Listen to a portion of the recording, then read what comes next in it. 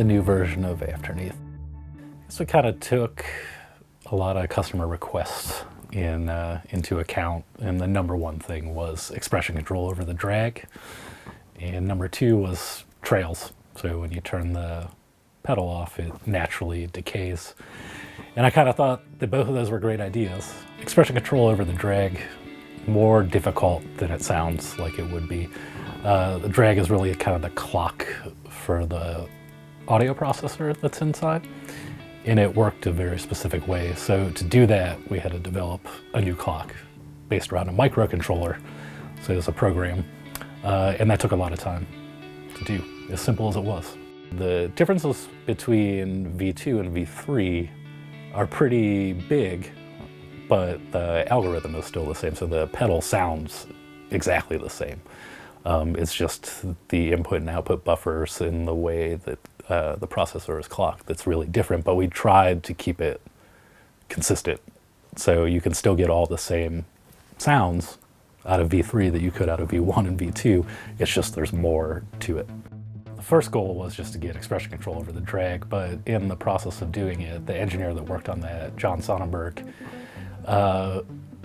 in parallel to that, we started working on the Afterneath Eurorack module, and he had the idea for all the quantized modes.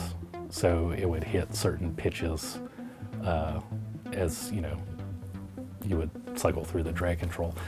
And we just decided to put that into the pedal because it was so cool. Initially, it was actually supposed to just be one or two modes. And then when we finally got the Eurorack up and running, I was like, this is really cool. We should just add it to the pedal. It's easy enough to do. I think the kind of the hardest part with it is once the whole thing was done, like there's so many things that you can do with it with all the new modes, just trying to figure out, how to work it, how to use it with a guitar, because it was really intended, for voltage control for a synthesizer.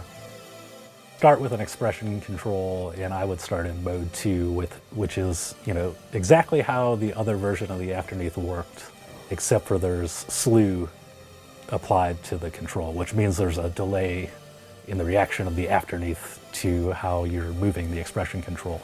So it kind of drags behind what you're doing. And I think that that's going to be the easiest way to kind of learn the range, how to operate the drag control with an expression pedal. And aside from that, it works great with a sequencer. So if you can have some kind of step sequencer, that really opens up pretty much all the modes. It makes it a lot of fun to play with.